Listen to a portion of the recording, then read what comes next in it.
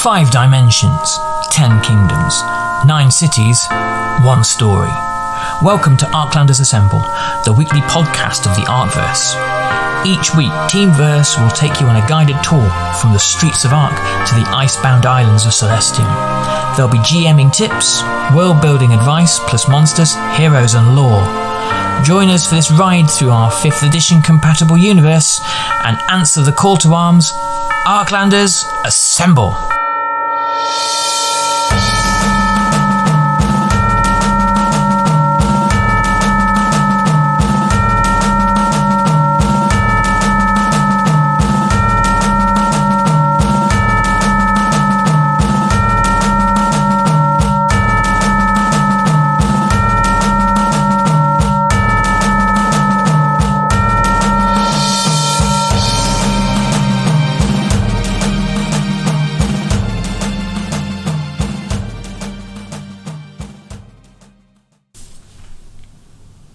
Well, hi there, and welcome to the first ever episode of Arclanders Assemble.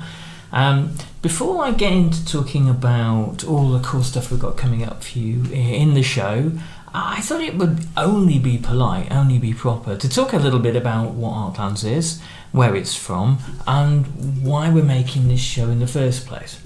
Okay, so I'm Nick Shepley. I am the original creator of Arclands, along with a whole host of other absolutely brilliant thinkers and writers and artists and designers, and who, in the fullness of time, hopefully will get on the show, and you guys can get to meet the whole team.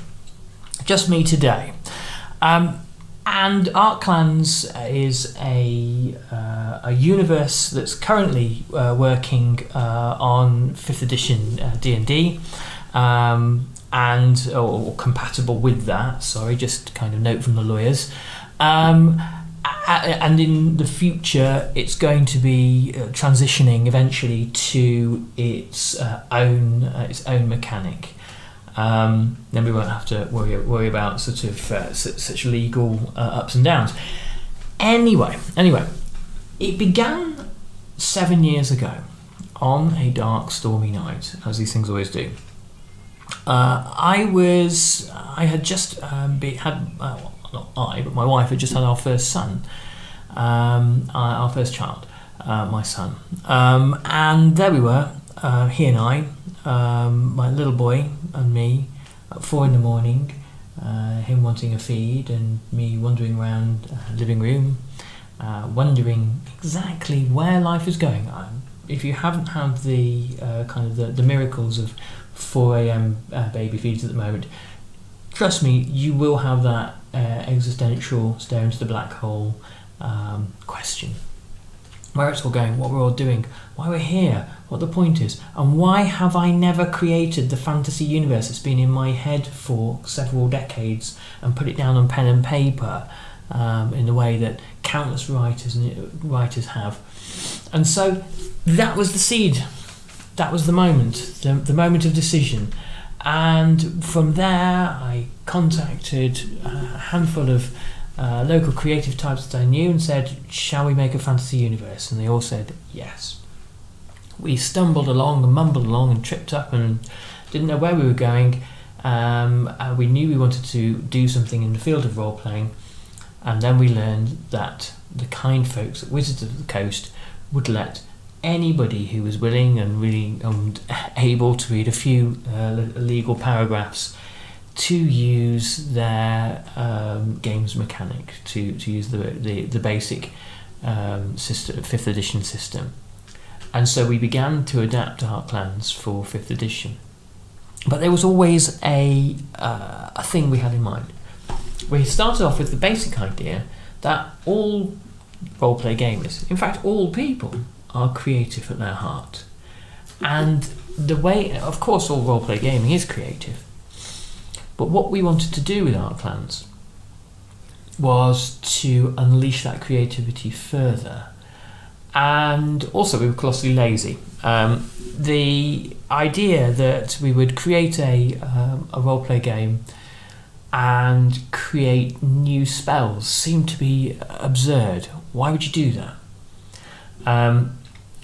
we didn't want to write, voluminous new spell lists, which are, spells that would kind of look like anything you get in any 5th edition book. So instead we hacked magic. We hacked it and created Spellforging.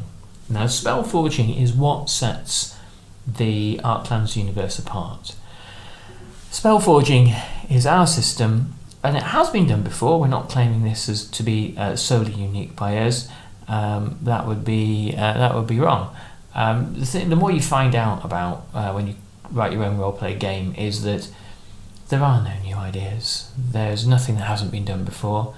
But if you set out if you try to set up a restaurant on the basis that steak and chips has been done before, that would make no sense. You can always do it again, and you can always do it well.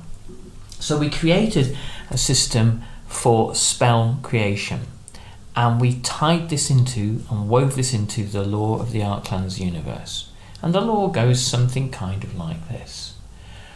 A long time ago, the one god who ordered the universe, rather unfortunately, exploded. An event called the Sundering happened. I know, the Sundering, it has been used before, it's a trope, but it's a trope because tropes are good. The Sundering occurred 3 centuries ago, and magical energy poured back into the world, and where it accumulated, it created small consciousnesses, and these small consciousnesses were spell forges. Inside the spell forge is a forge keeper, a sort of great metaphysical engineer stroke butler that will help players to create the spells of their wishes. Players are player characters are a breed apart. They are a different sort of mortal. Ordinary folks, they're not really touched by this the magical energies that are flowing back into the world, but our heroes are. Even non-caster classes have a little spark of that energy inside of them that calls them back to the spell forges, that guides them, that like a cat sensing something on the breeze, that draws them close, and they can see spell forges. Ordinary folks can't, our heroes can, and that's what makes them different. In the same way that the mutants in X-Men are different. They are different in positive ways and different in challenging ways, i.e. that they are a challenge to the established order of the world. So our heroes can not only find spell forges and have a sense of being drawn to them. When they come across them, the spell forge will open. Sometimes the spell forge will appear as something that's familiar, like an actual forge, or a kind of a broken down cottage in the woods. Sometimes it might be a kind of an immense vortex of light and flame. Sometimes it might be a dark cavern, or sometimes it might be some giant entity that the players have to step inside. Spellforges manifest in different ways. Once the players have stepped inside the Spellforge, then we have a whole mechanic system, which means that caster characters can forge spells and non-caster characters can create items. And I'll go into that in a little bit more depth later on. So that's the kind of the defining feature of the Arclands system. It runs obviously on the 5th edition stats and dice system, but everything else is kind of different. There are different character classes. We drop the word race. It's unbelievable that in the 2020s that we're still having to have this term, this really, really hideous terminology inflicted on us. But I think most RPGs are going in this direction as well. So we've got, to start with, 4 base classes. So we have the Knight, the Marauder, a kind of fighter thief type entity. we have the Corsair, a pirate basically, and the Dragoon, a horseback warrior. So there are 4 core martial types. On top of that, there are 3 caster add-ons at the moment, with a 4th in the works. The 3 caster add-ons are the Tome Bearer. The Tome Bearer is a spellcaster who can create spells at the Spellforge, and then whilst they are out and about, while they're not at Spellforges, they can adapt spells on the go at a certain cost. They can, for example, change a certain glyph term in their spell, which makes it, instead of, say, a fire attack spell, an ice attack spell, for example, and a whole range of different versions of that.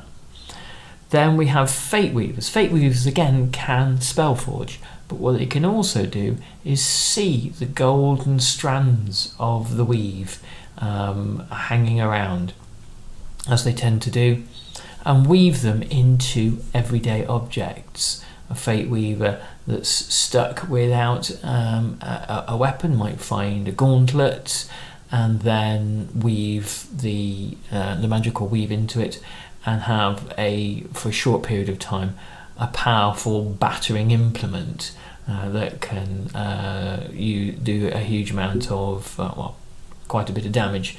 And then we have Vowbinders. Vowbinders are probably the most complex of the 3, because it's essentially our version of a warlock. The Arcverse is full of entities from different dimensions that are hungry for the magical power that's poured into the mortal realm. Often they can't get their hands on it, they're very keen to, and so they need intermediaries. They need people to seek out the Spellforgers. They will send a familiar, and the familiar, like some kind of Arclands version of a Pokemon, can evolve and change and become and adapt and grow and grow sort of, wings or new limbs or all sorts of things. And so a proportion of the fate that is accumulated by the Fate Weaver goes to sustain the entity that the Fate Weaver has entered into a bargain with. So there are our base classes and our caster add-ons. And then we've thrown into the mix a series of new character origins. Again, this is the word that we are using instead of race. Character origins are in the Arcverse at the moment, and we haven't got onto our expansion book where there are more character origins, but at the moment there are humans, obviously, and we've got a series. Humans can come from a range of different nations across the Arcverse, across the Arclands, which we'll talk about later. And they can, there are various kind of bonuses and stat bonuses and skills bonuses as a result. Then we have the half Ferg. A Ferg is the closest the Arcverse comes to a kind of a small giant. The Ferg themselves are 8 or 9 feet tall, and they're the craftsmen and masons and shipwrights and builders of the Arcverse. And their half-human offspring that they have with human beings are kind of wanderers between worlds. They are neither big enough to be in the Ferg world or small enough to be in the human world, and so often they don't fit in. They are, but they're very, very helpful when you're faced with a serious combat situation. A half Ferg with a battle axe or a bastard sword is going to be a fearsome adversary, and they have, again, crafting skills and all sorts of bonuses when it comes to being good with their hands. Then we have the half Fae. The Fae are obviously the ethereal, fairy-like spirits of the Arcverse, and very little is known about them.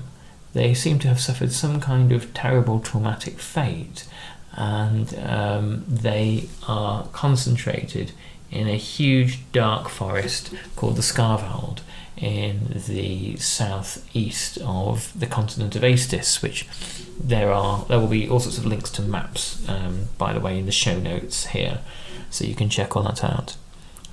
The half-fae are the half-human, half-spirit offspring of the fae, and they again are drifters and misfits. They don't belong anywhere. They have a certain affinity with the half-ferg. They know a drifter and a loner when they see one. And the half-fae are drawn back to the Scarvald.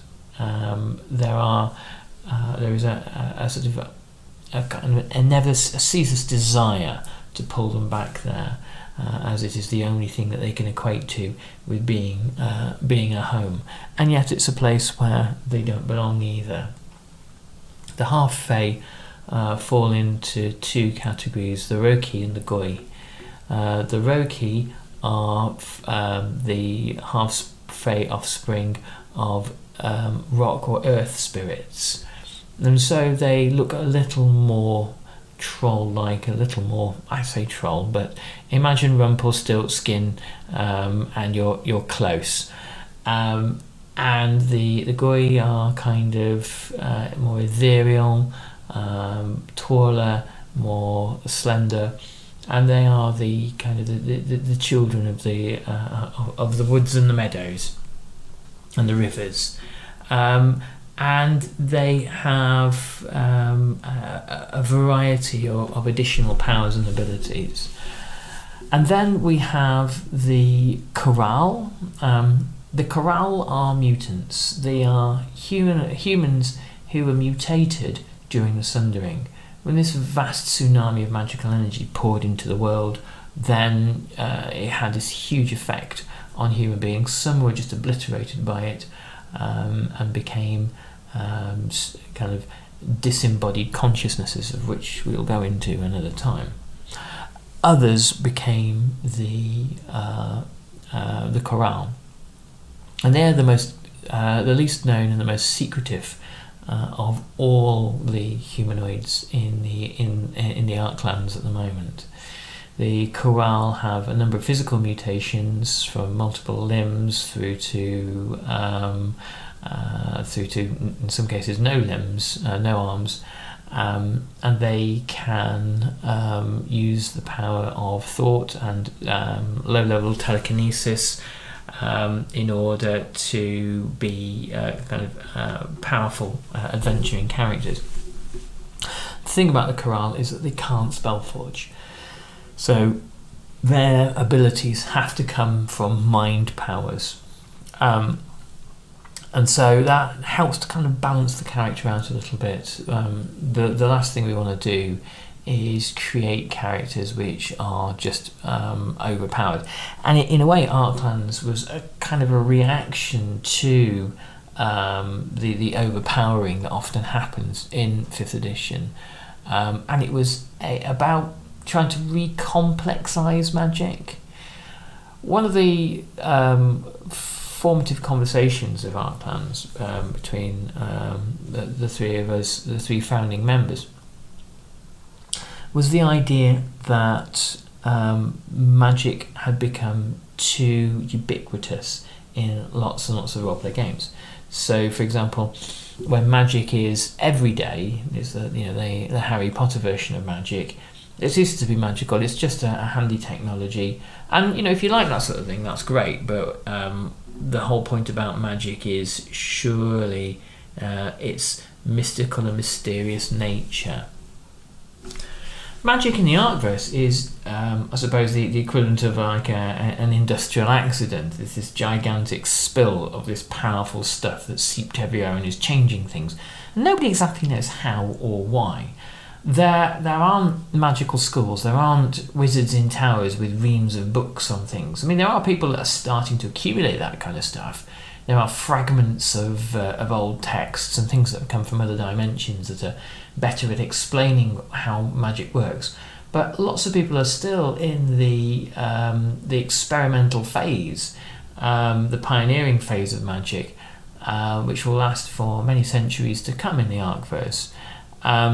And even some of the most learned entities don't really know why magic does what it does, because the Keeper, the one god of the Arcverse, who has now since demised, was very, very secretive when it came to magic, and was able to control magical energy within his being, and didn't allow, and like your typical standard jealous god, didn't allow anybody else a look in. But we'll come to him. He's a whole episode. So our conversation was culminated in the phrase that magic in the Arcverse should be more Gandalf, less Potter, rarer, less everyday, less everywhere, more mysterious, more misunderstood, more feared, and used more sparingly. Here, by putting magic on a kind of diet, we return it to its magical nature. We make the fantastical fantastic again. Again, this isn't everyone's cup of tea, but this is where we're attempting to go with it. So we put together a Kickstarter in 2019 to 2020, and our first book hit the shelves just as all the bookshops in the entire world shut down. So we ran our first successful Kickstarter for Arclands, the Spellforger's Companion, and there's a link in the show notes that will take you through to getting a copy if you want one. And the book contains not only it's 160 pages of amazing artwork. Our fantastic artist Katya has done an incredible job twice, because we've kickstarted our second book as well, but again, more on that later. And she has done an amazing job not only doing all the artwork, but the page layout and the design and everything, and captured the aesthetic of everything we wanted to do. So it's an absolutely stunning book. It contains all the spellforging mechanics. It contains the new classes, new origins, and it contains about 40 pages of world lore on the continent of Aestus, which is where the chief exciting events of the Arclands Universe happen. And we're going to dive in a little bit into looking at some of the key parts of Aestus. So that's a long version of what Arclands is, and we'll kind of return time to time to recap on how Arclands works and on what we do. As I said, we've subsequently published a second Kickstarter book, the Book of the Graces, which is the story and the history and the realm guide to the Celestial Realm. And I'm going to talk about the Book of the Graces and the Celestial Realm in our second podcast, which will no doubt be next week. The Arclands Universe contains 5 dimensions, including the Mortal Realm, the Celestial Realm, the Red Waste, the Grey Kingdom, and Damnation. And there'll probably be some others coming along when we get around to mentioning them too. Okay, so the next bit of this podcast is all about being useful to you guys wherever you are, whether you've used Arclands or not. To talk about GMing and world building. And today we're just going to talk about some very basic ideas around world building. You might be just starting out on your world building journey. You might have had this core idea for a long time about cyberpunk vampire westerns or something like that. And it's time now to start going about creating it. It's daunting, isn't it? It's a big number to start to create a universe from big order concepts down to like the fiddly bits. The big order concepts for cyberpunk vampire western might be, is it set in our reality in the future? Is it set in like an alternate reality? Is it set in, some kind of future space colony that's like a Tatooine sort of planet. And by the way, anyone wants to steal this thing can do. And people drive, across the sands on augmented cyber mounts, and but there were all these kind of ancient alien vampires buried in the sand, and humans didn't know when they got there, and it's all kind of a bit horrible. Thinking about the big order concepts before you get down to the fiddly stuff that that in each of these kind of western towns there's like a tavern with a cyber piano that plays itself or something like that. With the fiddly stuff to begin with, you don't need.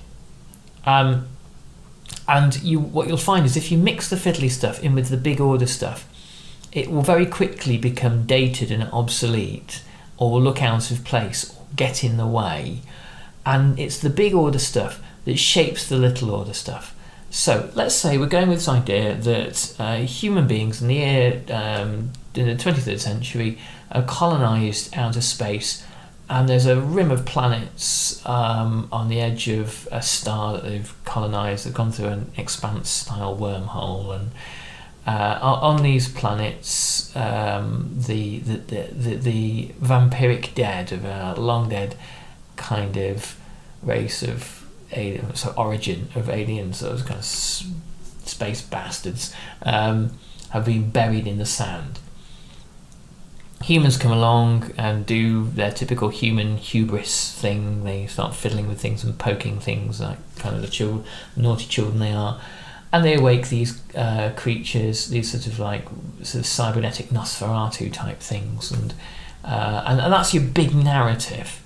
And the big narrative sort of ends in and here we are, we're in this moment of crisis. We've got this kind of war of annihilation being fought by these cyber sand vampires and human beings, because they've not got lots of resources, because you have a long way to come through the wormholes, because you can't take lots of fuel with you. You have to bioengineer animals down on the planet to ride around on, and that's how you've got this sort of space western type deal, and you've got to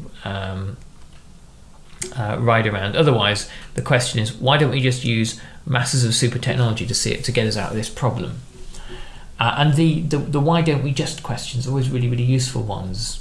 Why don't these cyber vampires? Why doesn't the kind of the human fleet turn up and nuke them from space, evacuate everything off the planet, and just annihilate the planet? Well, there's probably very good reasons for that. The Z Corps or whatever they're called are probably keen in some sort of aliens kind of way on getting their hands on the tech of these aliens, and people are very keen to find out where they came from. It might be useful to see if you can capture a few, to see if there's a kind of a resupply fleet for the vampire aliens coming along. And also, something else really bad's been happening, that humans have started to kind of commune with the cyber vampires and become their sort of familiars and minions, and they've been these humans have now infiltrated. This is a brilliant idea, by the way. I love this. These humans have now infiltrated kind of the governments of humanity back beyond the ring, and they're manipulating things. So that the cyber vampires win. Anyway, that's why not. So those big order concepts will start to shape the little order, like the mid order concepts, and then the little order concepts. So if that's a big order concept, the big narrative, then the little order, the mid order concept will be, okay, well, what's the stuff down there? How do humans exist? Well, because things live under the sand, they have to live in these kind of reinforced super citadels, or they have to live in like frontier towns on stilts, or platforms, or they have to live in kind of orbital. If the rich ones live in kind of orbital stations that kind of orbit the planet. The planet's full of all cool stuff like red sort of space ore and things like that. The kind of stuff that you need to mine in order to get space battle fleets going.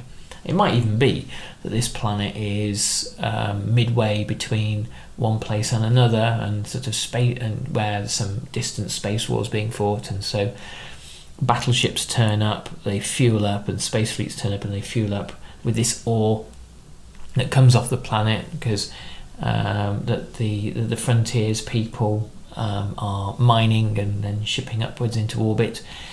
And it's kind of, you don't really care that there are space vampires down there, really. You just want to fuel up and go and fight the war you've got to fight. And if the colonists down on the planet are having to be fend off space vampires by night, then, there's always more colonists, isn't there? And even if the colonists all get eaten, then you can send down mining droids, and space vampires can't do much about that. So then the little order concepts that sit on the top of mid-order concepts are, okay, so what is the human or non-human experience of being in one of these frontier towns? Because that's where the adventure is going to take place. Culturally, socially, politically, what are they like? What is are there saloon bars that mysterious strangers walk into, and tired, scruffy barkeepers throw a kind of a shot glass of tequila at the bar to them? Or is it something totally different? Is it sort of like neon punk, postmodern, sort of ironic, zappy nonsense? Is that what it's like?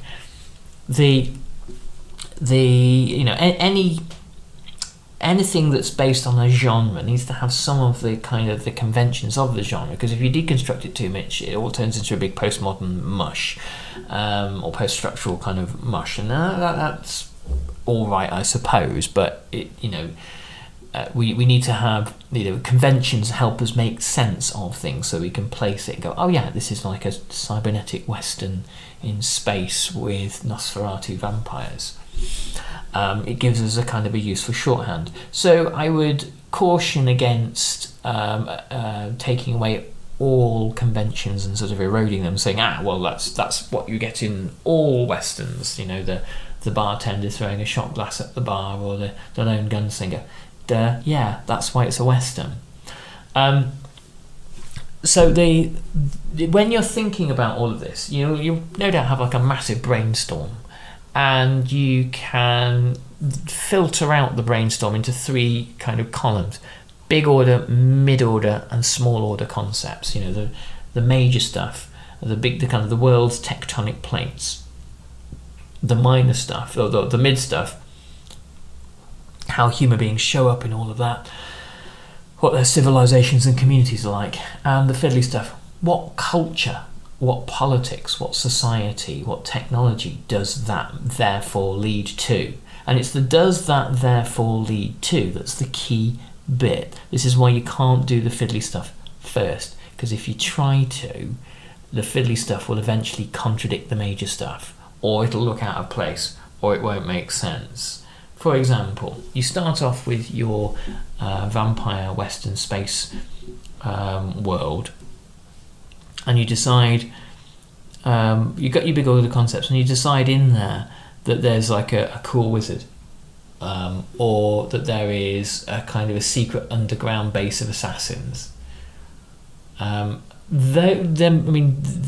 can fit that. If you have the big order concepts to explain why you have those things, then that will make sense. But if you don't, then it's just like random stuff that sort of kind of doesn't fit with the narrative. It would be if you take the example of Marvel, Doctor Strange as a magician wouldn't have worked in, say, phase 1 of Marvel, because phase 1 of Marvel is not talking about magic, and all of a sudden magic becomes incongruous. You need a whole movie in, I think it was phase 2, anyway, correct me if I'm wrong, or might have been phase 3, to explain Doctor Strange and explain that there is magic in the world, and magic sort of exists coterminous and alongside high technology and super soldiers and all that other kind of stuff, and it is not incongruous. If you just throw it in, it makes no sense, and it disrupts the kind of the natural sort of sense of narrative that we or a sense of place that we have about a particular narrative or story. So watch those concepts. They're a way. I mean, you can have any concept you like in there, but you have to have a reason why it's there. Let's see what happens if we throw a wizard in. Okay, why are there wizards? Okay, right. Well, if you go, what's the oldest part of the story? The oldest part of the story before humans turned up are the space vampires below the sand.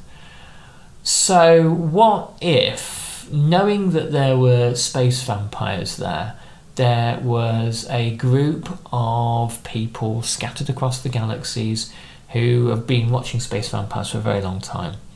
And they've founded secret orders of wizards and warriors to hunt down the space vampires wherever they are. And they came to this planet. They thought the space vampires had been annihilated, and they realised that there were tons of them under the sand. And so the space vampires ambushed them, destroyed their means of escape or their portal for getting there or whatever. And the wizards have been there for a long time, fighting a kind of a desperate sort of Battle of the Bulge type Bastogne kind of experience. And then humanity turned up, just as the wizards managed to put all the vampires to bed, and they thought, and they finally conquered them and switched them off and sent them to sleep. They had a period where they sort of would hang around Obi-Wan Kenobi in Tatooine style, and then humanity turned up, and the wizards were like, "Oh no, we've had some dealings with human beings before, and they fiddle with things, and they're a nuisance, and they don't know the word no, and they're terrible." And so the role of a wizard in a party is to almost stop people doing things. So, and that would in itself, if you go right down to micro order concepts, which is where your actual games mechanics I think exist, individual motivations of individual players, individual characters and backgrounds, that's a really cool thing. You know, then you actually do have your Doctor Strange character. You're, oh my god, what are you doing? No, don't do that. Sort of individual. But you see now, none of that's incongruous. You can wizards in a cyberpunk red desert vampire cyber vampire setting now make total sense because they're there for a reason.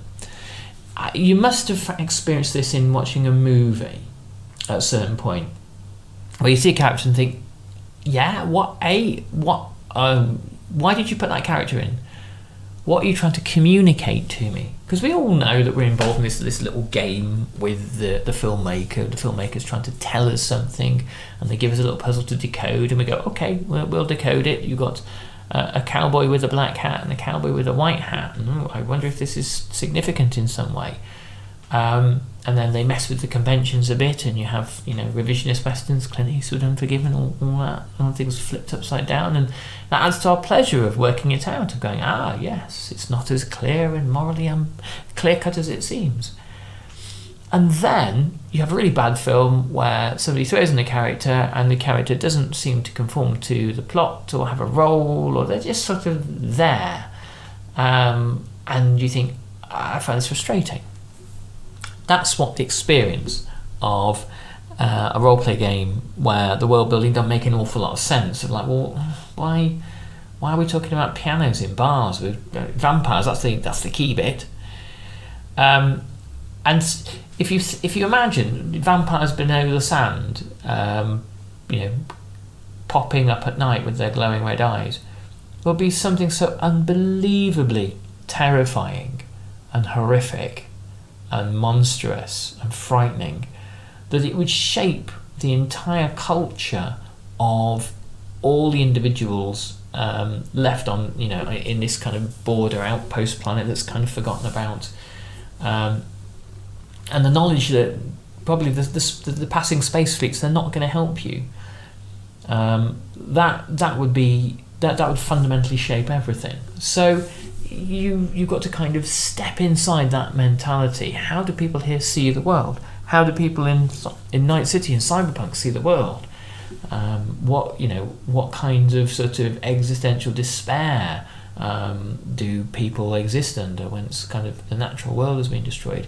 If you come back to the example of Arclands, 3 centuries ago, the world as everybody knew it ceased to exist. God died, this white fire poured into the world, and now people are very frightened that magic is here. And magic is something that humans should not have, so it says in the great religion, the Aruvian faith, which we'll talk about another time. But there are sinners and blasphemers out there who have managed to manipulate magic, and this is all bad. Okay, so I'm going to talk more about this question of world building precepts and concepts, and of course you can totally ignore me as well. I mean, the world building is meant to be enjoyable, and there's not that there's a hard and fast science to it, but I think there are certain useful principles. But by and large, if what I'm saying don't conform to what you're doing and you're perfectly happy, just ignore me, and we'll move on to the final bit of the show. So I'm going to talk a little bit now about just one location in the Arcverse, and this is perhaps, and there are going to be links to this in the show notes, so you can go and check it out. But this is, I guess, one place that you can visit. You can set adventures. There's tons of info on this place on our world anvil, and this is the city of Arc. I think there was a thing that Matt Colville was saying in his YouTube.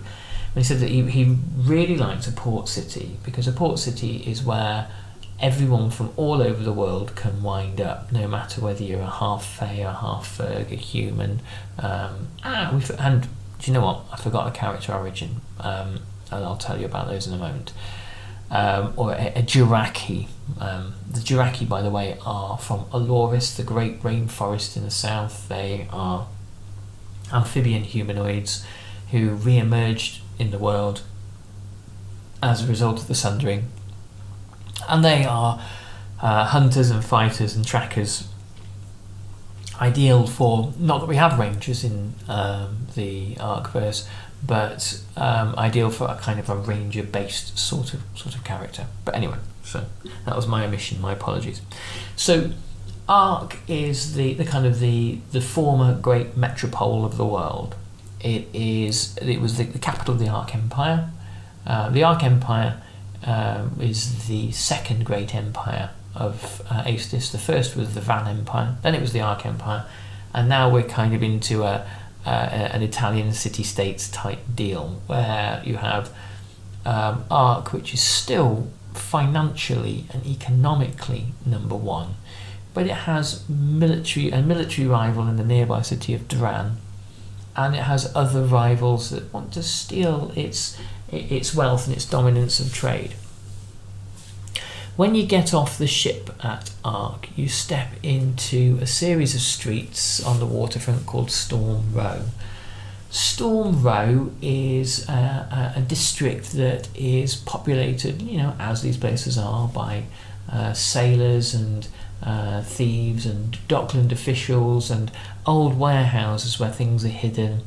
It is populated by heaving taverns and criminal gangs. The particular criminal gang is the Five Towers gang, which corresponds to the five towers along the waterfront, and an arrogant bunch of young nobles, haughty young nobles, called the Young Lords of the Port. And the Young Lords of the Port are the worst kind of jerks, because they are the sorts of people who they haven't really got the money in Arc. The money in Arc belongs to the bankers, but these are the merchants, the importers and the exporters, And because they haven't quite got the status of the young lords of the port, they act like bigger jerks. They are kind of more arrogant and more troublesome. Arc is ruled by a protector.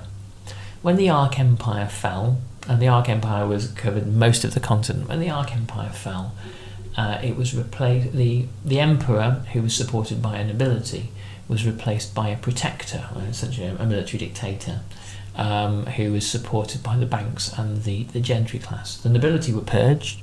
They were either killed or flung out of the city, and they live in kind of in the wilderness now. They established kind of castles and fiefdoms and small kind of estates, and the kind of the small kind of states that you found in kind of Holy Roman Empire Germany, which might be a kind of in some cases like 100 kilometers square. And they dream of the time that they can return to Arc and take back what they believe was theirs. But the protectors have ruled for a very, very long time. Think of them as being rather like Denethor in Minas Tirith in The Return of the King, and their line grows weak. So the city of Arc, it's seen better days. It was once the centre of the religion of the Keeper, Aruvianism, which was the continent-wide faith, and since the Sundering, Aruvianism has really gone into decline. Now in the south there's a new violent puritanical city-state called Scaris that has emerged in the heart of a great black briar forest, and they have taken the flame of purity. They said, Aruvianism this is where it really belongs, and we've got the right ideas about Aruvianism. We really understand how it works, and we've really interpreted it properly. And we're not messing around now. We are kind of very, very extreme in our outlooks, very extreme in our views. I think the best way of describing Scaris is if the 17th century English Puritans and North Korea had a baby. That's probably what it would be like.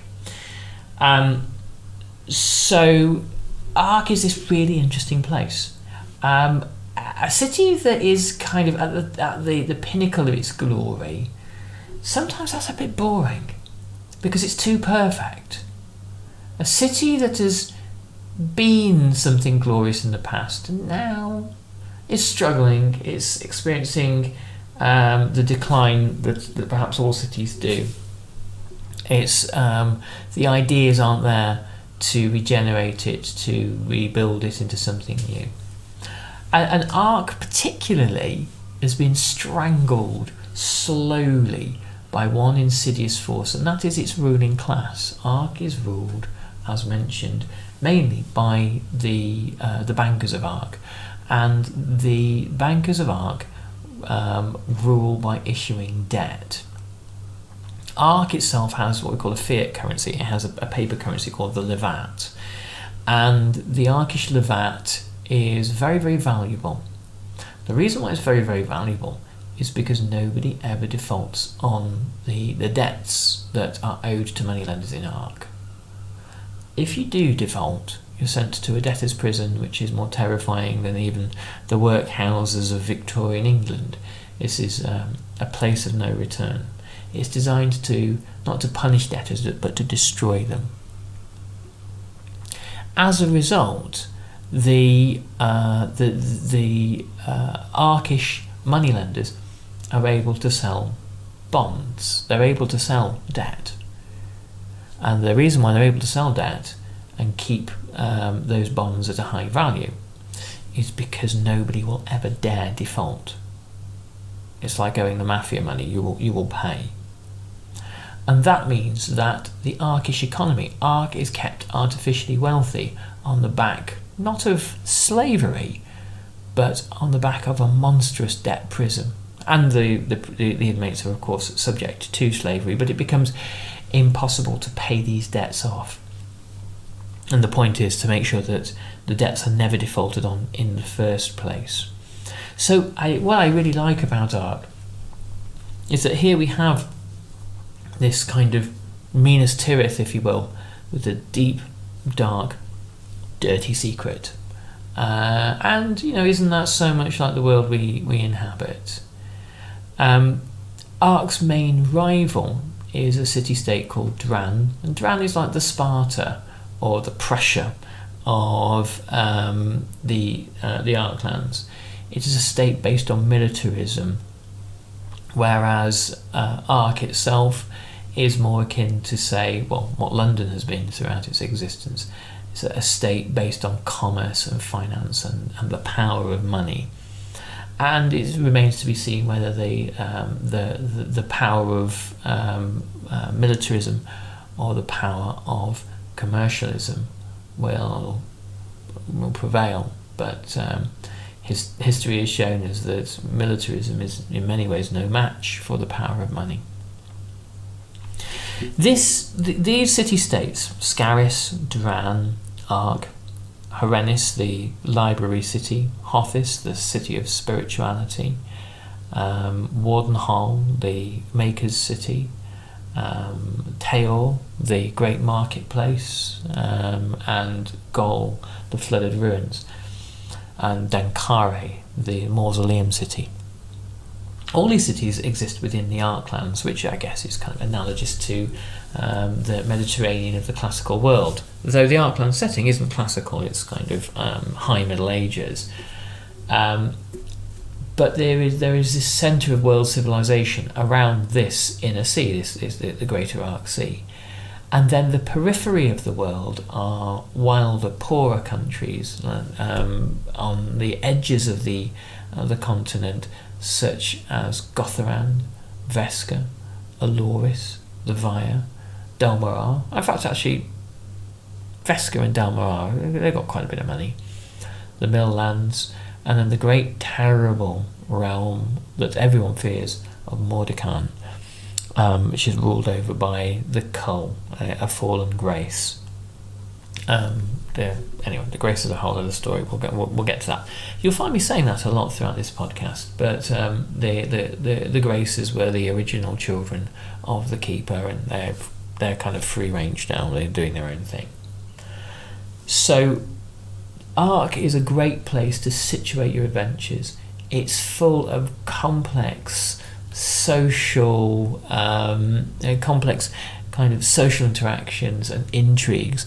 It's not a place that you can really do a murder hoboing campaign. You can have some good street fights there, but it's the place of palace intrigues. It's the place of dark, hidden secrets, and it's the place where forgotten districts of people that were once great and are now poor are overflowing with strangers who are making their way into the city, fomenting dark and tormented cults to worship new entities that are making themselves present from different dimensions and different realities. So we're going to finish there. I hope what this podcast can be is a guide for you and a help to you if you're world building, but also a way, if you're already using Arclands, of investigating the Arcverse even more and getting that sense of it. And a way also, if you are kind of considering it, you look at it and thought, oh, that's like a nice shiny bauble, of trying it out and investigating it a little bit. And if you've never heard of it before, come and check it out. Now, there's going to be a ton of links in the show notes, all about how you can find us on Discord, Twitter, the Our World Anvil, and all the other stuff. So, there's a ton of free content out there for you. And the reason we made this is, like good old Tim Berners-Lee did with the World Wide Web, and it's an achievement on that part, it really is. Kidding. We made it for everybody, and we want to share it with you. And we want you to own a piece of this. And as you listen to this podcast, there'll be ways to do it. Now, here is our plug for the week. On the 5th of April, next Tuesday, we are launching our third Kickstarter. We are launching our third Kickstarter for the Arclander magazine. And the Arclander magazine is going to be a quarterly zine sent to your email inbox chock full of campaigns, adventures, new subclasses, new character origins, more stuff on Spellforging, and a whole host more. There'll be maps, there'll be art, there'll be awesomeness throughout. So back the Kickstarter, give us join in with what we're doing, and we will be bringing you regular amazing stuff as we go. We just scratched the surface. Okay, what I've had to say today is 1 nano%, which is an actual number of everything we have to talk about in the Arcverse, and I'll be talking more hopefully about cybernetic vampires on in outer space next time. Anyway, thank you so much. It's been a real honour and a pleasure to record this and to send it out to you wherever you are. I hope you're having a brilliant day, and take good care. All the best. Thank you. Bye bye.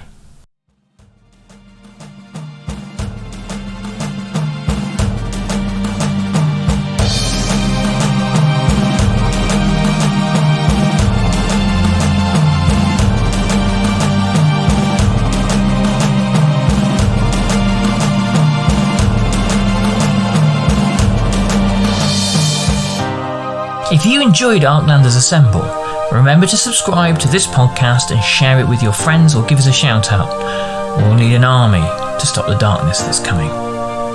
You can find us on Discord, World Anvil, YouTube, Twitter, DriveThru RPG and Kickstarter, and the links are available in the show notes.